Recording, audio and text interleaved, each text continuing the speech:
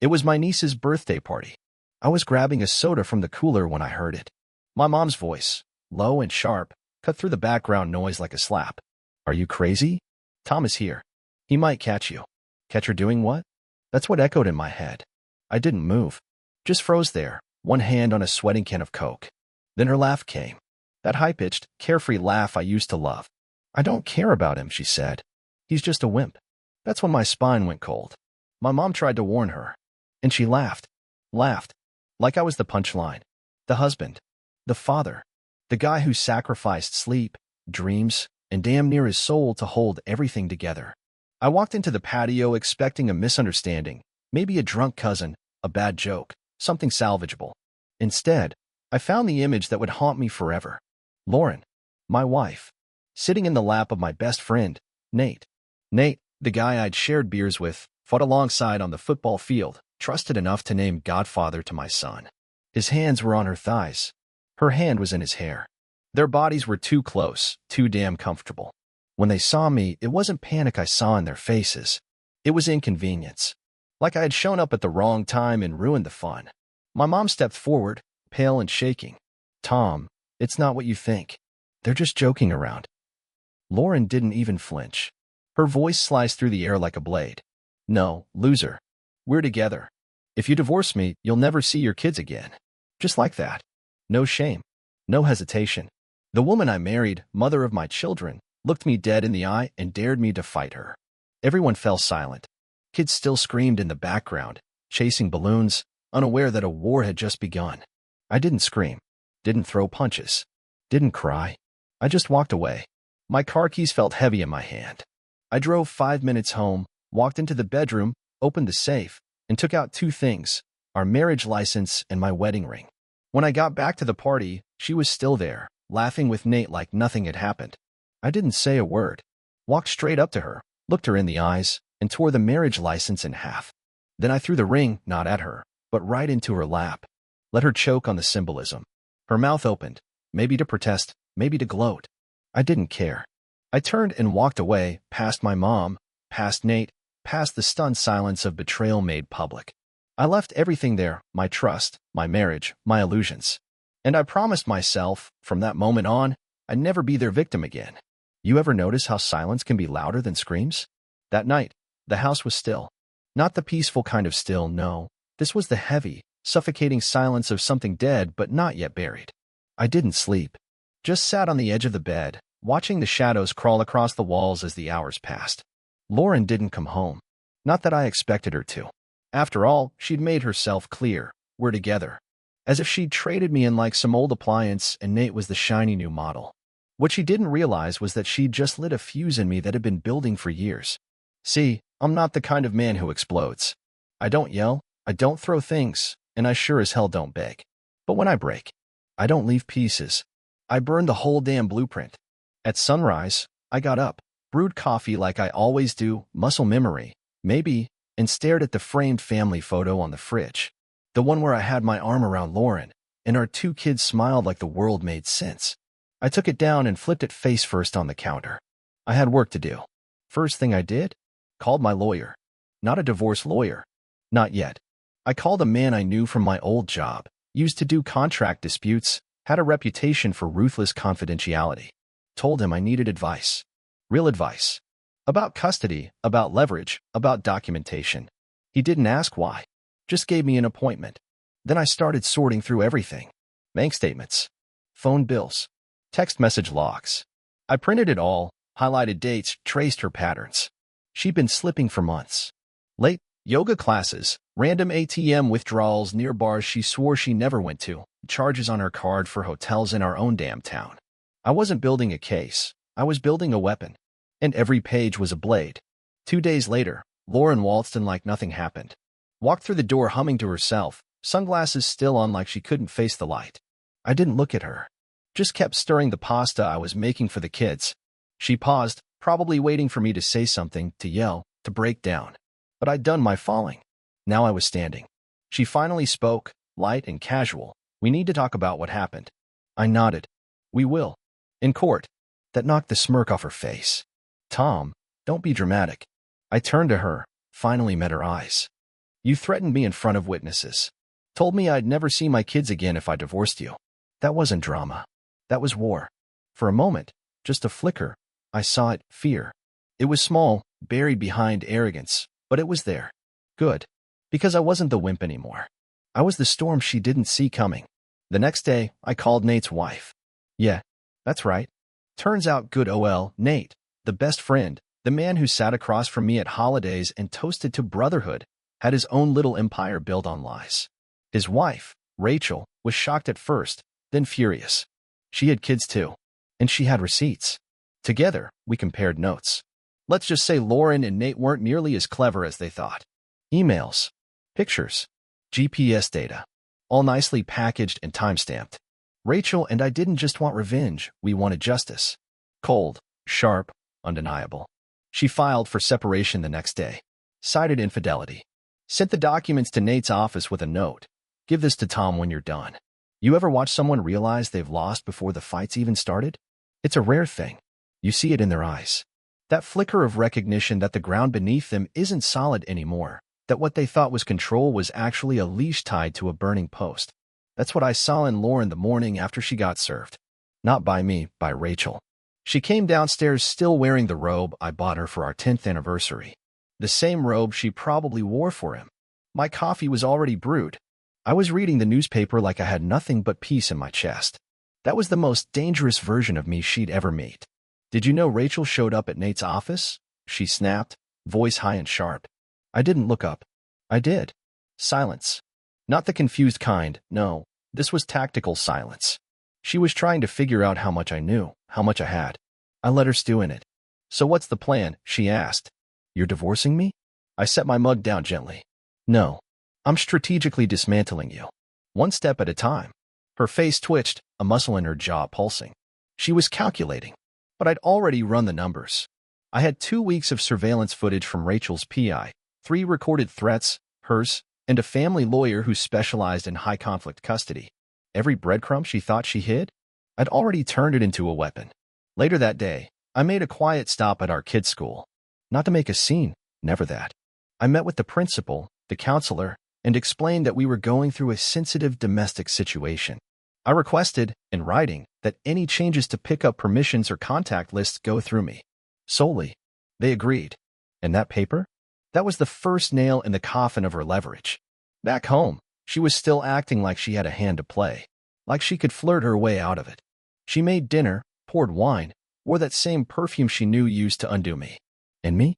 I was ice. When the kids went to bed, she made her move. We don't have to go to war, Tom, she said, her voice softer now. The predator trying to retreat into a house cat. We can work something out. I'm sorry about Nate. It didn't mean anything.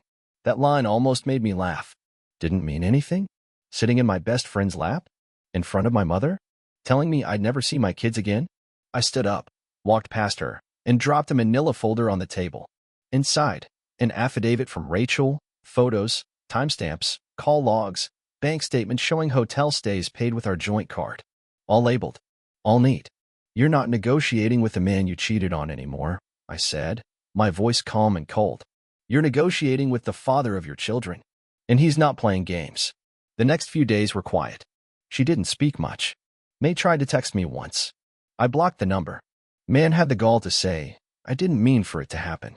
Like my wife tripped and fell mouth first into betrayal. Rachel and I kept talking. Strictly business. Strictly strategic. She moved into her sister's place with the kids, started prepping the house for a fast sale. Nate didn't contest the divorce. Smart man. He knew what Rachel had on him. As for me, I started moving my accounts, transferring assets, creating documentation of everything I'd paid for, the car, the mortgage, the kids' tuition. I didn't yell. I didn't slam doors. But Lauren started watching me differently. Like she finally realized I was the last man she should have underestimated. You see, this isn't about bitterness. It's about clarity. She used to call me boring, predictable, steady. Turns out steady is just another word for unshakable. She burned the bridge. I'm building the tunnel underneath it. People assume revenge is loud, explosions, confrontations, dramatic exits. They're wrong. Real revenge is quiet. It's a whisper that echoes in the right places. A paper trail. A smile in court. It's watching someone realize that you're already gone, and they're the one left holding ashes. Lauren? She was still playing checkers. I was already 6 moves deep into chess. After she realized I wasn't bluffing, her tone changed. Gone was the venom, the smug smirks. Now it was all soft-spoken concern. She'd leave sticky notes on the bathroom mirror, "Let's talk." For the kids. Yeah, for the kids. The same one she tried to weaponize against me. Too little. Way too late. I had my lawyer file for temporary custody that week. Presented everything. Her threats, the emotional instability, the third-party affidavit from Rachel confirming the affair, and the notarized recordings of Lauren making hostile comments in front of witnesses, some of them even during that family party. My lawyer called it a slam dunk. Said judges love consistency. And I was nothing if not consistent. While she was out working late with her lover, I was the one packing lunches, checking homework, showing up to PDA meetings. Her track record was a patchwork of missed appointments and impulsive purchases. The court didn't even flinch. Temporary sole custody, awarded. I didn't kick her out right away. That would have made me the villain in her narrative, and I wasn't about to give her the satisfaction. Instead, I made things uncomfortable. The thermostat never quite set to her liking. Laundry done for me and the kids, but never for her. A second lock on the home office door. All communication through text or email. Polite. Documented. Legally visible. She started cracking. First it was small. Cold shoulders, passive-aggressive slams of cabinet doors, suddenly taking late-night walks with no explanation. Then came the real mistake. One night, I get a ping on my phone from our Ring doorbell. There she is, standing on the porch, kissing Nate. Again, on my property. After being legally warned about bringing third parties near the kids, I didn't even have to move. Just hit save. Sent the clip straight to my attorney. That little footage? It was worth gold. The next court hearing was 3 weeks later. She came in dressed like she was going to brunch. Smile painted on. Nate sat in the back, pretending to be a support system when he was really just another liability. My lawyer laid it all out. The documented affair, the threats, the custody violation, the financial instability, the neglect. Lauren's lawyer tried to pivot to emotional strain, postpartum stress, relationship fatigue. All of it sounded rehearsed. Desperate. The judge leaned forward and asked Lauren point blank, "Do you believe it's in the children's best interest to be used as leverage in a divorce?" She froze. Didn't even deny it. That silence sealed it. Final ruling. Full legal and physical custody to me. She got visitation supervised. Temporary. Nate? Well, turns out he had a couple skeletons in the closet too. Rachel didn't hold back when she torched him in their settlement. Career gone. House sold. Reputation? Roadkill. I didn't celebrate. There were no fireworks, no fist pumps. Just a quiet, heavy exhale. A kind of peace you only get when the storm is past and you're the one still standing. When we got home, the kids ran ahead into the house. I stood on the porch for a minute, watching the sun dip behind the trees.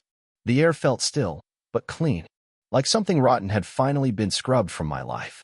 Inside, the wedding photo on the mantle was gone, replaced by a new one, me and the kids, arms around each other, grinning wide. You ever see someone smile like they've still got a winning hand, right after you already took the deck? That was Lauren, standing in my kitchen 2 weeks after the custody ruling. She'd lost the kids, the sympathy, the upper hand, but she still thought she had something left to bargain with.